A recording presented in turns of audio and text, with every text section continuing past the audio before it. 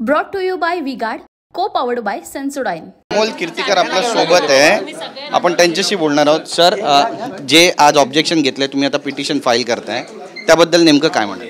नक्कीच आदित्य साहेबांनी आणि परब साहेबांनी अत्यंत चांगल्या पद्धतीने हे सगळे मुद्दे आपल्यासमोर मांडलेले आहेत आणि मला असं वाटतं त्याच्यामधनं बऱ्याचशा गोष्टी क्लिअर आउट झालेल्या आहेत।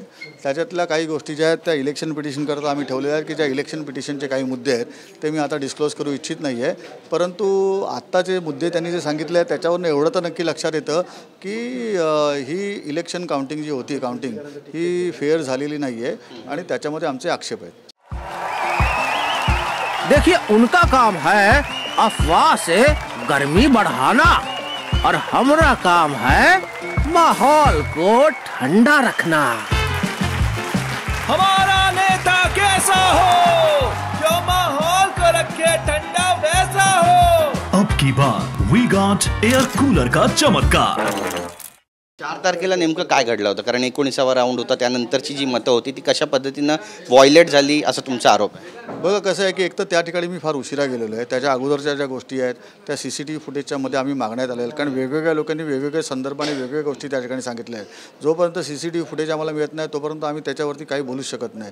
परंतु मी ज्या वेळेला गेलो त्याच्या वेळेला परिस्थिती अशी होती की मला असं आठवत असेल तर तो 19वा राऊंड त्याने ठिकाणी तसाच त्या पद्धतीने ठेवला होता आणि बराच वेळ त्या ठिकाणी कुठल्याही प्रकारची अनाउन्समेंट झाली नव्हती आणि तिथली परिस्थिती अशी होती की त्या ठिकाणी सर्व जे सरकारी अधिकारी किंवा आमचे जे काउंटिंग एजंट आहे, सर्व पक्षाचे काउंटिंग एजंट ते अगदी व्यवस्थित होते, म्हणजे ते सगळे 26 राऊंड कदाचित मोजून संपले असावेत।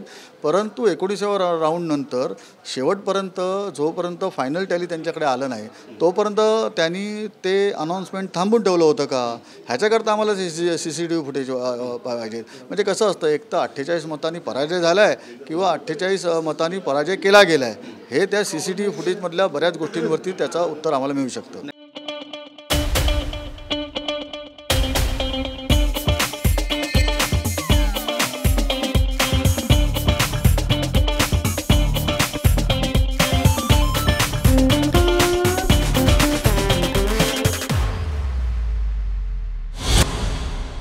पण तुम्ही त्यावेळी ऑब्जेक्शन घेतलं होतं का? आणि ऑब्जेक्शन जर घेतलं होतं तर त्यावेळीची नेमकी परिस्थिती काय होती, उत्तर काय? ऑब्जेक्शन मला असं वाटतं की आमचे जे चीफ इलेक्शन एजंट आहेत त्यांनी वेगवेगळ्या लेवलला त्यांनी पर्सनली जाऊन बोलले होते ते, परंतु असं काही लेखी ऑब्जेक्शन त्या वेळेला घेतलं गेलं नव्हतं। परंतु लेखी ऑब्जेक्शन आम्ही शेवटच्या क्षणाला पुनर्मतमोजणीचं ते आम्ही घेतलं होतं, ते आमचं मान्य करण्यात आलेलं नाही आहे आणि त्याच्यावरतीच आमचा मेजर आक्षेप आहे। ROची भूमिका तुम्हाला संशयास्पद का वाटते त्या ठिकाणी? कारण त्यांनी तर मौखिक त्या ठिकाणी आदेशसुद्धा दिले होते। मौखिक आदेश दिल्यानंतर कुठल्याही पद्धतीचं लेखी स्वरूपात काहीच दिलं नाही आहे। आता मौखिक आदेश त्याने आम्ही दिले बोलतो, परंतु त्यांनी आत्तापर्यंत कालच्या पण ह्याच्यामध्ये मौखिक आदेश त्यांनी एक्सेप्ट केलेलं मला ऐकलं नाही आहे मी कालच्या तुमच्या प्रेसमध्ये। त्यामुळे हे जे दिले आहेत की नाही दिलेत हे कधी डिफाईंड होईल?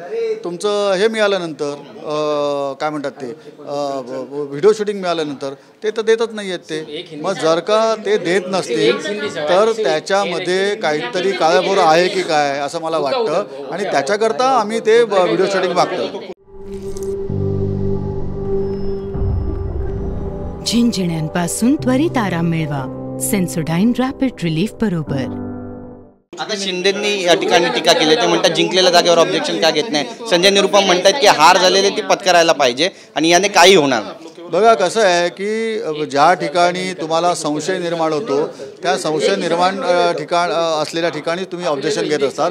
या ठिकाणी आम्हाला संशय निर्माण झालेला आहे आणि तो संशय माझ्या एकट्याचा नाही आहे, माझ्या पक्षाचा नाही आहे, मला ज्यांनी मतदान केलं आहे त्या 4.5 लाखपेक्षा जास्त मतदारांचा आहे, त्यामुळे तो महत्त्वाचा आहे आणि जोपर्यंत त्यांचा संशय त्याच्यातनं त्या बाहेर पडत नाही तोपर्यंत आम्हाला या प्रकरणाच्या शेवटपर्यंत आम्हाला या ठिकाणी उभं राहावं। कॅमेरा पर्सन अमोलचा Girish Gaikwad, TV9 Marathi, Mumbai. Brought to you by Vguard, co powered bye Sensodyne.